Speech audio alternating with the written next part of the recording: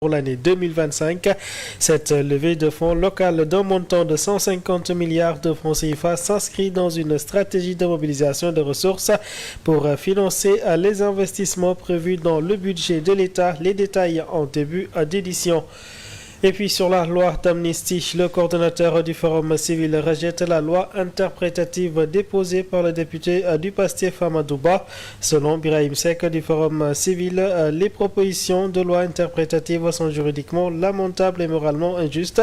Il milite pour son abrogation. Et pour terminer, Conseil national de la consommation, le ministre du Commerce et de l'Industrie a présidé la réunion ce jeudi. Une batterie de mesures concernant la baisse du prix du riz brisé ordinaire annoncé. Les explications de Kadior Cissé à suivre. Mesdames et messieurs, voilà pour l'essentiel des grandes lignes de ce journal. Dans un court instant, le développement.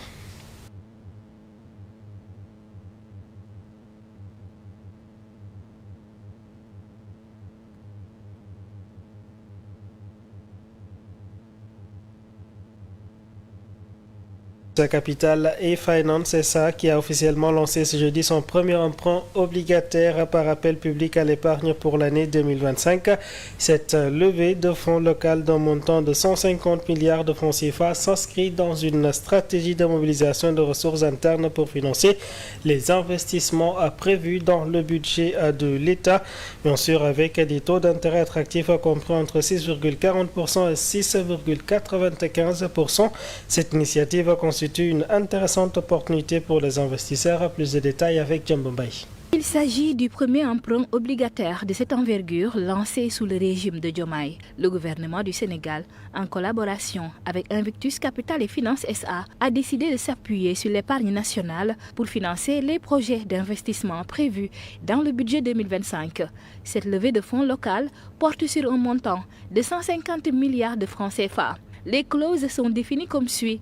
Les souscripteurs pourront bénéficier d'un taux d'intérêt compris entre 6,40% et 6,95% en fonction de la durée choisie. Les obligations seront cotées à la Bourse régionale des valeurs mobilières, garantissant ainsi leur liquidité et leur attractivité pour les investisseurs institutionnels et particuliers. La Direction générale de la comptabilité publique et du Trésor, DGCPT, sous la supervision du ministère des Finances et du Budget, va piloter les opérations relatives à cet emprunt obligataire. Invictus Capital et Finance SA agit comme arrangeur principal et chef de file. L'État du Sénégal est ainsi dans une dynamique de diversifier ses sources de financement tout en offrant aux investisseurs une opportunité de placement rentable et sécurisée. L'objectif majeur est d'atteindre la souveraineté financière de manière inclusive. Cette démarche pourrait garantir la soutenabilité de la dette publique et garantir la confiance des marchés. A signaler que l'emprunt est ouvert à la souscription du 27 mars au 18 avril 2025. Merci Djabamba. À présent, les ressources allouées aux collectivités territoriales sont évaluées à un montant de plus de 79 milliards de francs CFA au titre de cette année, une augmentation de 5 milliards comparée à l'année 2024. Le Conseil national de développement des collectivités territoriales a bien sûr statué ce jeudi sur les conditions de réparation. Une rencontre tenue en présence de notre reporter Matar Bari. L'État du Sénégal prévoit une augmentation des ressources transférées aux collectivités territoriales au titre du Fonds de dotation, de la décentralisation et du Fonds d'équipement. Le Conseil national de développement des collectivités territoriales s'est réuni ce jeudi pour discuter sur les méthodes de répartition. L'État aujourd'hui va aussi aller vers la grande réforme de la décentralisation, notamment revoir la fiscalité, revoir comment on va financer nos collectivités territoriales pour leur donner plus de moyens. Que ce soit du point de vue du capital humain comme des ressources budgétaires pour pouvoir mettre en œuvre notre politique qui est une politique de proximité, une politique de service, mais aussi une politique du développement territorial. L'enveloppe prévue pour le transfert est estimée à plus de 79 milliards de francs CFA pour le compte de l'année 2025. Bien évidemment, les ressources ne sont pas suffisantes, mais nous comprenons que nous sommes dans une année transitoire, une année difficile. L'État augmente l'enveloppe. Je reconnais l'accompagnement des maires, même les présidents de département, tous confondus, dans cette mission qu'on nous a confiée qui est le développement de ce pays, car le Sénégal se développera depuis ses territoires, et depuis les acteurs de nos territoires. Une hausse de 5 milliards est constatée par rapport à l'année précédente. Cette augmentation fait suite au respect du gouvernement de renforcer les ressources destinées aux collectivités territoriales. À présent, le ministre de l'Emploi et des Relations avec les institutions qui a également présidé hier la restitution des travaux relatifs à la réforme de la convention État-employeur prévue par le gouvernement. Ces travaux entrent dans le cadre du projet pour l'amélioration du dispositif d'insertion de ces jeunes. Ce projet s'inscrit dans la dynamique de permettre aux jeunes de trouver un emploi, comme on l'a dit, décent et digne. C'est dans ce cadre que nous sommes là avec la coopération italienne et l'OIT pour partager les résultats de cette évaluation et voir exactement les points, l'impact même de la convention État-employeur et de voir comment faire pour l'améliorer. La convention va évoluer. Il y a à peu près 11 recommandations qui ont été faites, que nous allons partager ensemble. Et vous verrez qu'il y a beaucoup de choses qu'il nous faut revoir parce que cette convention dure presque 20 ans. 20 ans, l'environnement a évolué, de nouvelles dynamiques se sont installées, que ce soit sur le plan de l'apprentissage. Je vous l'annonçais tantôt dans les titres, le coordonnateur du Forum civil rejette la proposition de loi déposée par le député de PASTEF Amadou Ba. Selon Birahim Seck, les propositions de loi interprétatives sont juridiquement lamentables et moralement injustes et le retrait relèverait de lucidité. Regardez.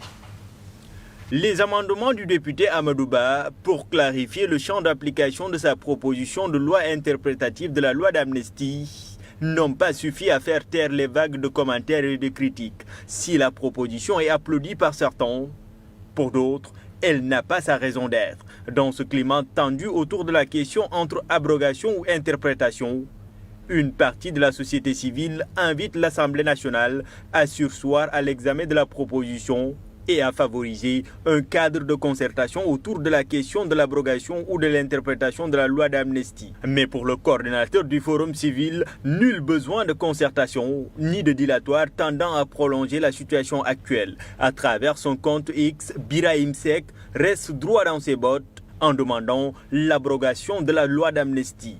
Une loi qu'il a d'ailleurs toujours rejetée avant son adoption à l'Assemblée nationale. Il s'agit d'une réconciliation préfabriquée. Une réconciliation préfabriquée qui ne s'adosse pas à la justice, qui ne s'adosse pas à la vérité.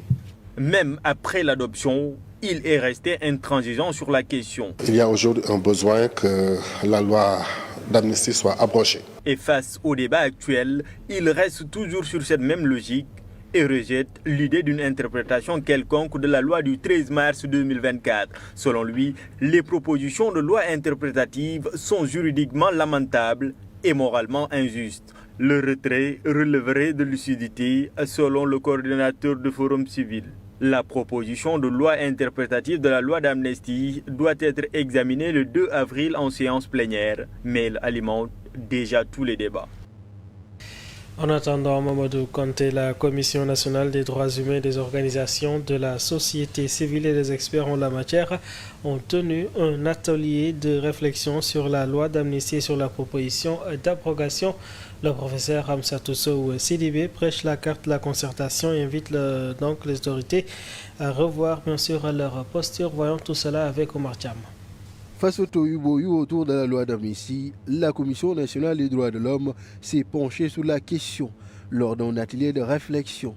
Pour l'instance, la redevabilité doit avant tout primer. Dans le domaine des droits humains, il y a un principe fondamental. C'est l'approche droits humains qui voudrait que les responsabilités soient toujours situées et que la redevabilité soit une conséquence de la détermination de la responsabilité. Ça signifie qu'il faut connaître les acteurs, les auteurs, les victimes, tout ce qui s'est passé Chemin faisant, on pourra dès lors parler de justice et enclencher la machine judiciaire.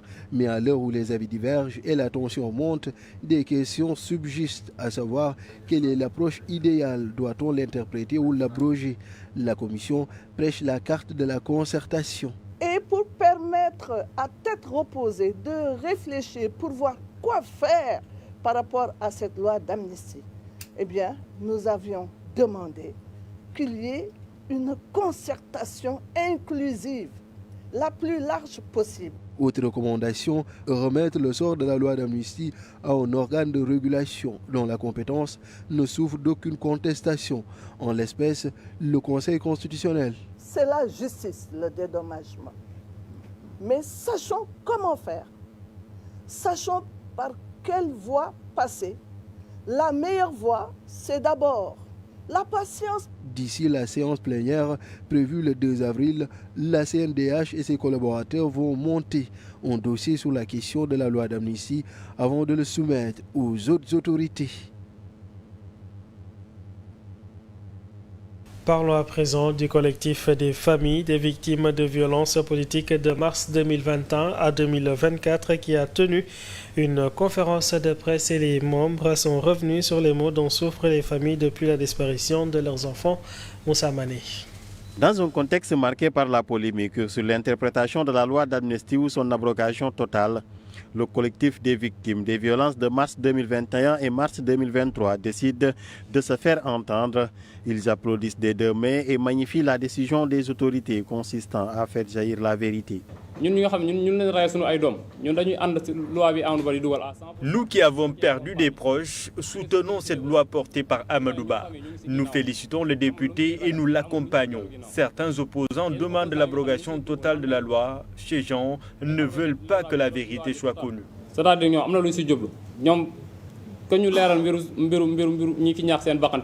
Selon eux, il est temps que la justice soit faite et salue cependant l'effort de l'État du Sénégal. Ousmane Sonko, à l'époque opposant, était venu assister à l'enterrement de mon frère tué lors des manifestations. À cette occasion, il m'avait soufflé à l'oreille un secret et tout ce qu'il m'avait dit, je suis en train de le voir. Donc nous patientons car nous savons qu'ils vont respecter leur parole. Depuis un an, nous avons cassé la loi. Nous patienté. Par rapport au dédommagement annoncé par les autorités, le collectif demande à ce que cela se passe de manière équitable. Les familles ont commencé à recevoir, mais nous demandons au gouvernement de nous faciliter les jugements d'hérédité. C'est difficile pour certaines familles d'obtenir tous ces papiers. Les députés sont convoqués en séance plénière ce 2 avril pour le vote de cette loi interprétative portée par le député Amadou Ba du PASTEF.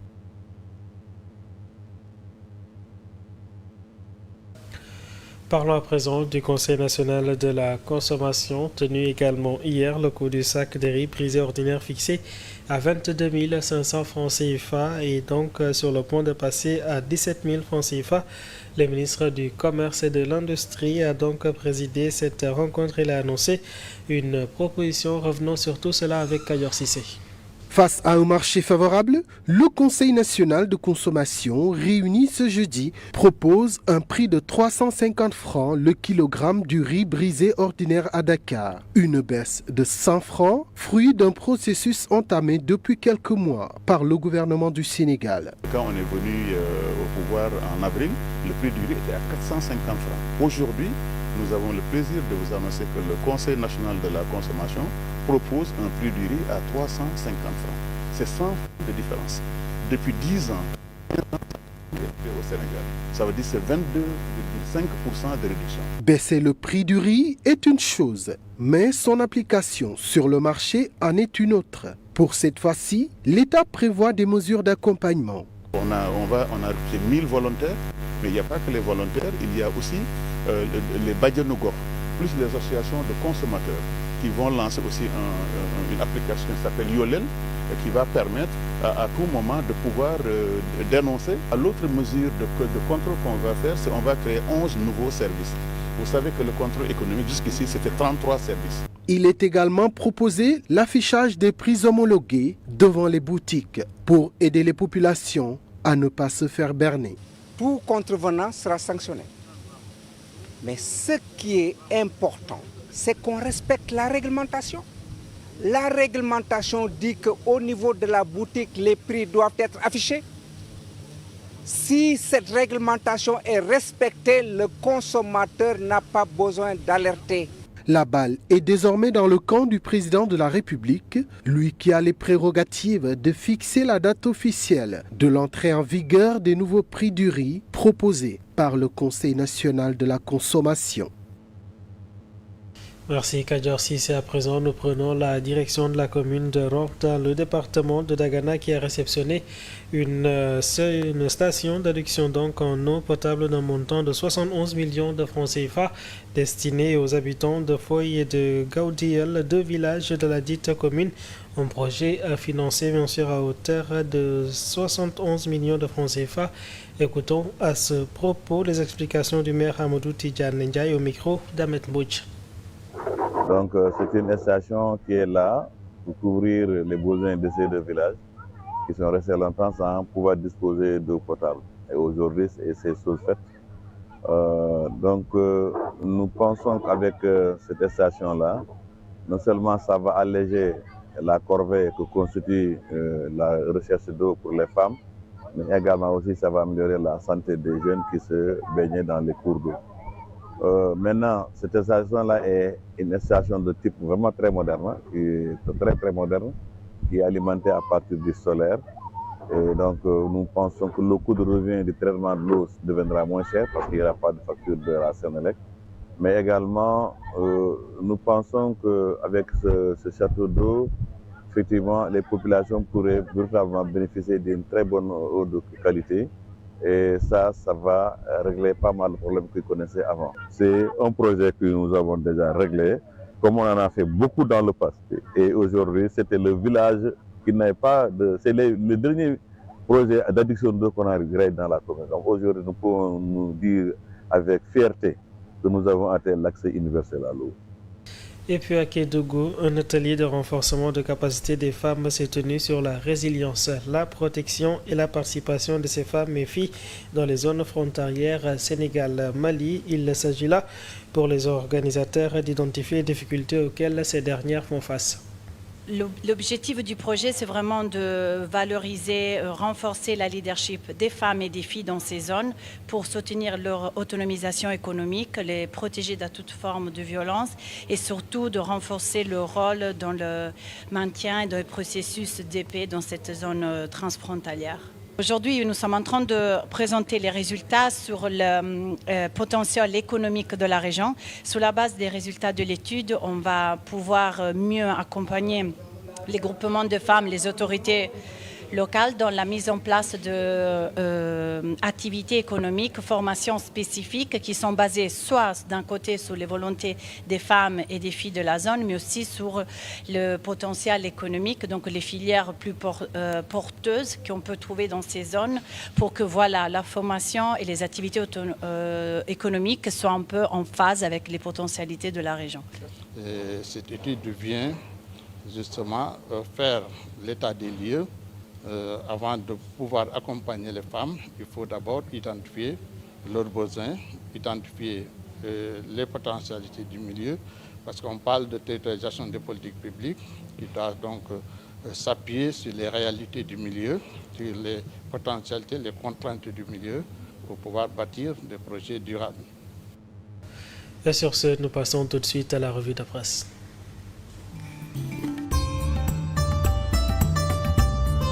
Bonjour, la baisse annoncée du prix du riz est largement reprise par les journaux parus ce vendredi. Le kilogramme du riz va passer à 350 francs, met en exergue Vox Populi. Le gouvernement reste fermement engagé pour soutenir ses citoyens en apportant des réponses concrètes aux défis sociaux. Selon le ministre, toutes les matières premières, on les surveille et dès qu'il y a une occasion de voir les prix en baisse, on va le faire, a déclaré Serigne Diop, ministre du Commerce.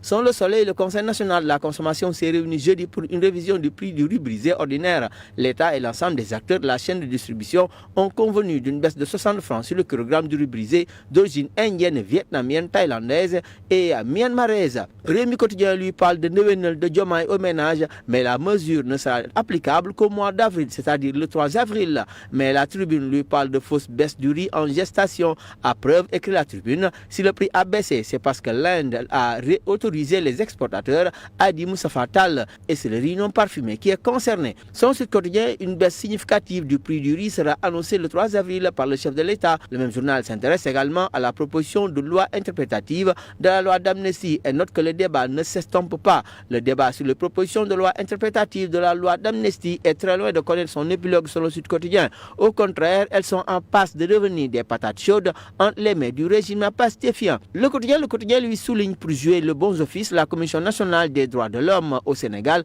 a organisé un atelier de réflexion de haut niveau sur la question. Pastef n'Amadou pas comme pour parler d'Amadouba, ironise le journal. Le journal aussi souligne que le collectif des victimes demande l'abrogation pure et simple de la loi.